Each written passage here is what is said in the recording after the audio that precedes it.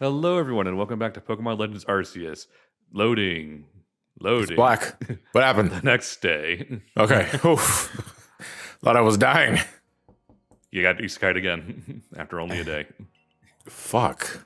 And I get isekai into I another can't believe Pokemon that game. after going into another world after dying in my previous life, I then went into another world after that. Just Fuck, man. The manga cover is just text. you just wake up in like a really narrow, cramped alley, and as you rub your eyes and walk out into the street, you realize you've landed in Kamurocho. Oh no, this is absolutely the worst place to be. I can't believe I died and woke up as a BrainScratch commentator. Oh, God, this is an isekai, not a horror game.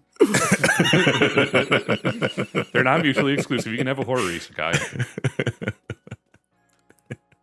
Okay, so there's like a rudimentary clothing system in this game. Yeah, I wish there were more. I wish there were more options. I wish there were more options in Scarlet Violet too. For the record, like They really wanted to stick to that school uniform shtick to the point where even their DLC uniforms are their DLC outfits are just more uniforms.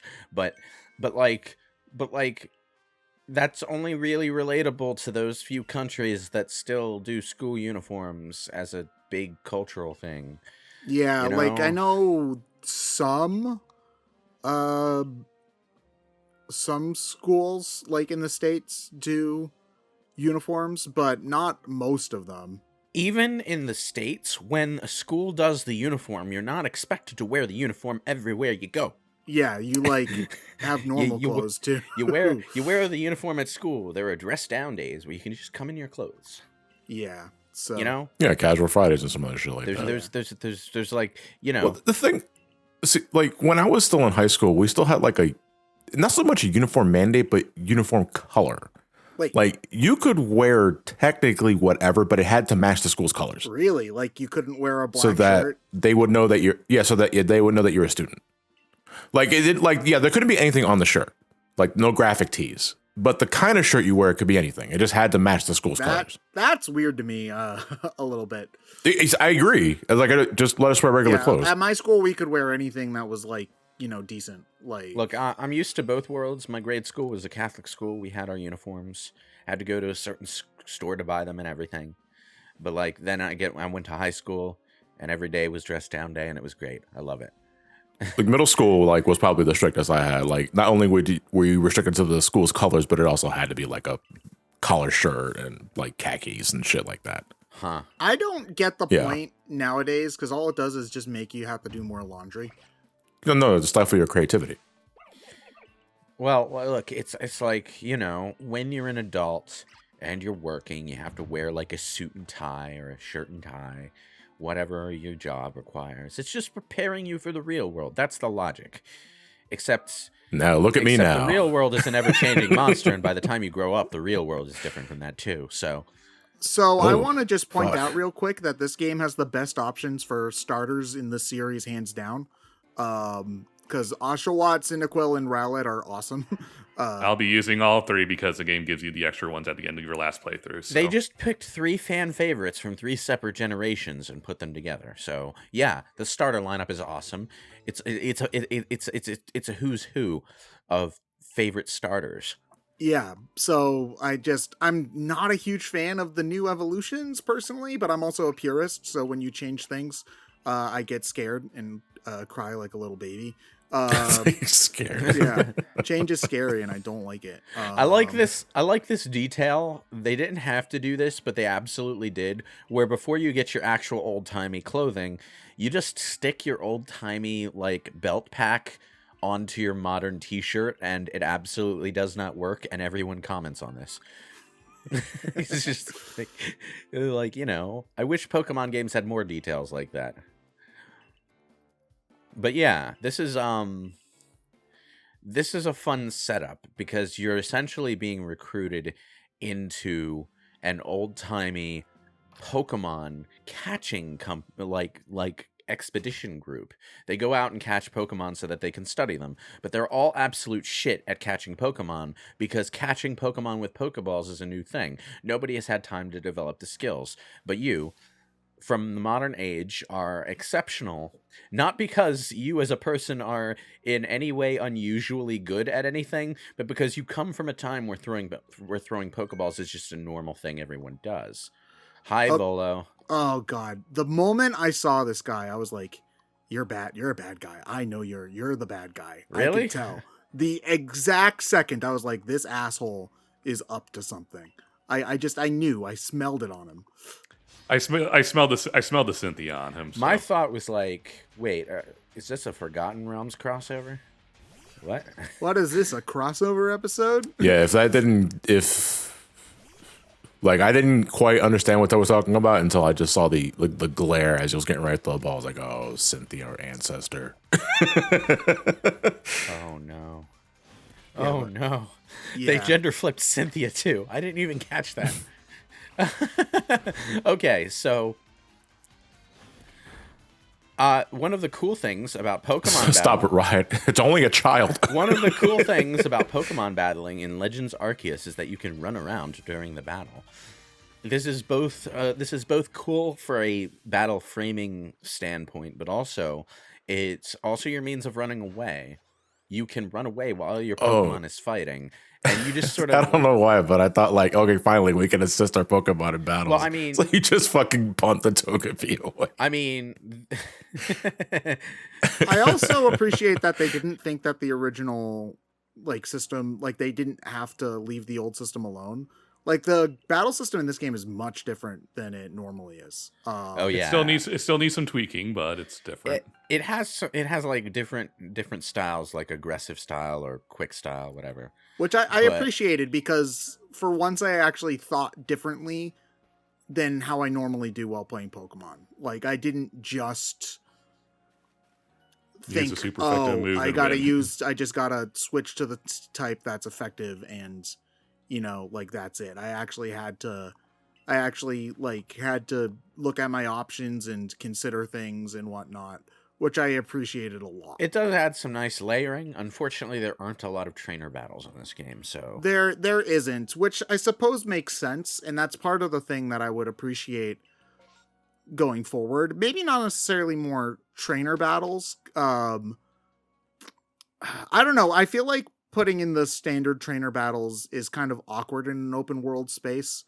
They definitely had that problem when they were doing Scarlet Violet, where the trainer battles just kind of feel like people are standing out in the open and you just walk up to them. Not that Pokemon battles have ever felt natural to begin with, because it has just been people standing around. But in Scarlet and Violet, I kind of feel like there's a different problem there, and it stems from the game not having enough time.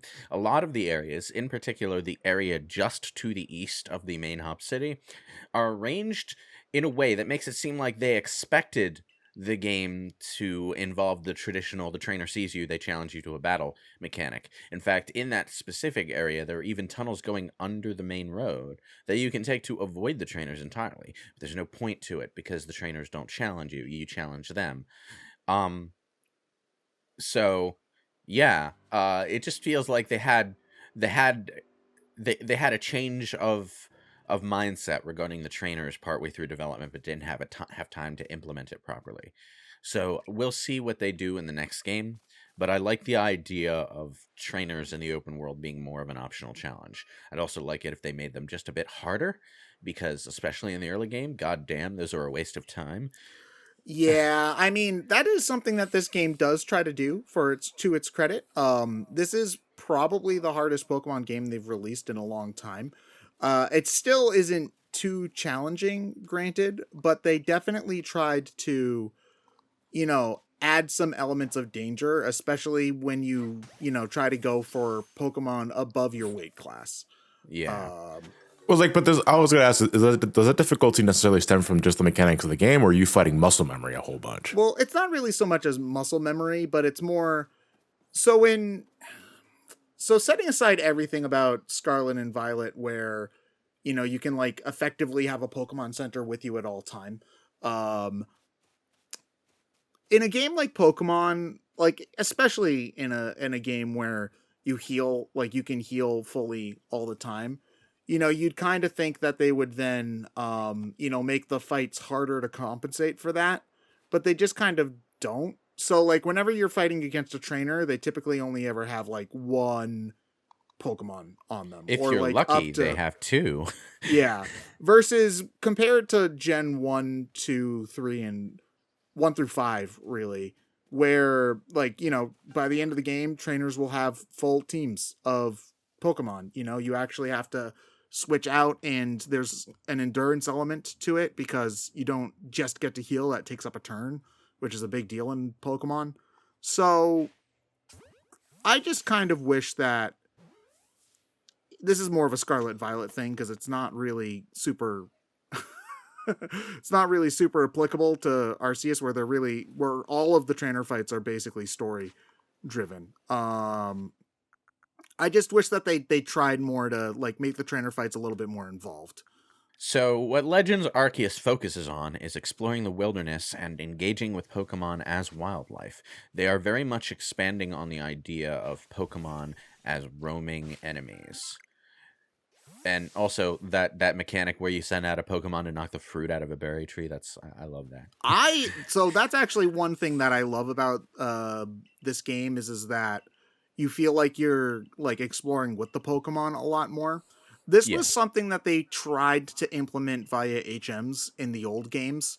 So, like, that was the idea, is like, oh, your Pokemon's helping you by cutting down trees and lighting up caves, but they were just annoying and restrictive and bad. But now they do it in a more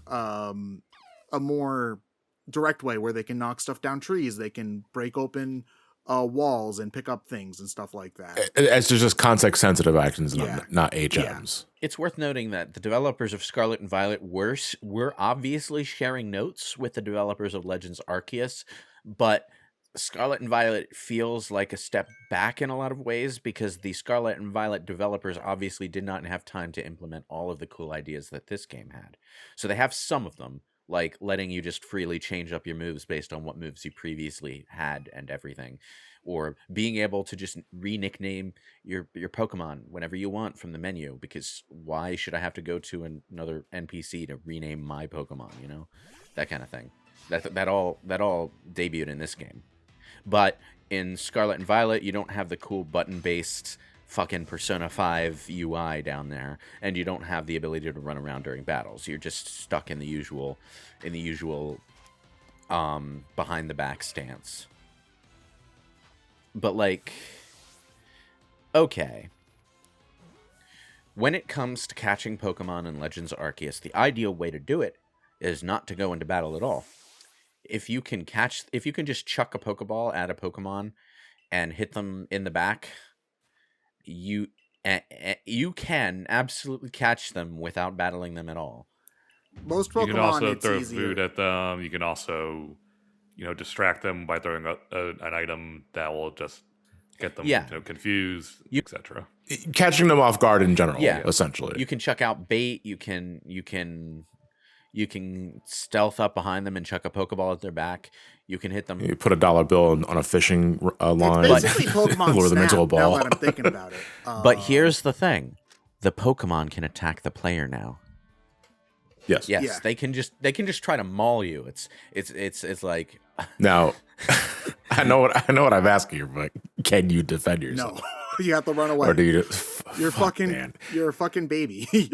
I want rules of nature playing in the background as I'm fighting an Ursaring. Damn it! Well, I mean, you can chuck out a Pokemon to defend you, but as a human, you're pretty defenseless against these superpowered animals. It's kind of great because this is the first time in the series that we really engaged with Pokemon as wild animal-like creatures. They're behaving like animals. They have their behaviors when they're in the wild. That's an element that actually Scarlet and Violet maintains to a degree, but like you really. You feel like you're a wilderness explorer trying to study these dangerous but fascinating creatures, and it's great. It's also the kind of thing that I imagine the developers and the publishers assumed only older audiences would be interested in, which I guess is why they thought this game wouldn't sell as well. Yeah, that's kind of one of the things about this game is that I don't think they had enough competence in it. I feel like they were too afraid of, I'm not sure what, but they were too afraid of something, and they didn't think the game was going to do well. So I feel like this game didn't end up getting the attention that it really deserved. Well, to be fair on that point, the spin-offs in the Pokemon series generally don't get as much attention as the main games. That's fair, but it's also like this game does deserve it because this game is doing I would say this is a main Pokemon game. I have the title. This isn't a spin-off in the sense of like Pokemon Ranger or whatever, where it's clearly a smaller budget team, a smaller scope. It's definitely, it's a spin-off in that it's a different take on something, but I would say that makes it more akin to, this is a terrible comparison, more akin to something like Mega Man X versus classic Mega Man. If you want a more on-point RPG comparison, you could compare it to, say, Trails or Persona. Yeah, it is more of a Persona mainline Shin Megami Tensei comparison now that I think of. It's definitely a spin-off, but it's not a spin-off in the way that like Mario Tennis is a spin-off, It's a spin-off that could easily become its own franchise, Which, for the record, I hope be it awesome. does. Pokemon Legends Celebi, please. Want to know what would be cool is Pokemon Legends Zekrom. Not Zekrom. What's the third one? God damn it. Kyurem. Thank you. Pokemon Legends Kyurem, please. Okay, I saw that fucking headscarf, and my first reaction was, can I not wear that? Thankfully, you can take it off almost right away. Yeah, you can take it off. But like, it's just it focus on the character. Like, ew. Okay, who is this guy supposed to be? Like from Professor Rowan. Professor Rowan. Oh, okay. Yeah, he's got the mustache. You got to recognize that mustache. Come on. That would assume that I played Gen 4 within the past 15 years. Yeah, but the professor in Gen 4 does kind of look like, a fucking martial arts enthusiast more than a professor. This is the best scene. No matter what you do, you wind up on your ass. I kind of wish that not Gen 7, God. I kind of wish that Scarlet and Violet had as much time with its characters as this game did. Like, you do get to learn about all the characters a decent bit in this game. Like, they're all fairly fleshed out. I wouldn't say that they're fleshed out enough. There's still a lot that they need to do, but I would say in general, Scarlet and Violet has more interesting characters, though, is the thing. So I wish that we got the same focus on them that we get on these guys. The trade-off in Legends Arceus' case is that the entire game is focused around one town that you keep coming back to, whereas Scarlet and Violet is that globe-trotting adventure where you go from town to town to town. Yeah. I mean, I don't mind that, but that's a discussion for next time, for sure. Yeah.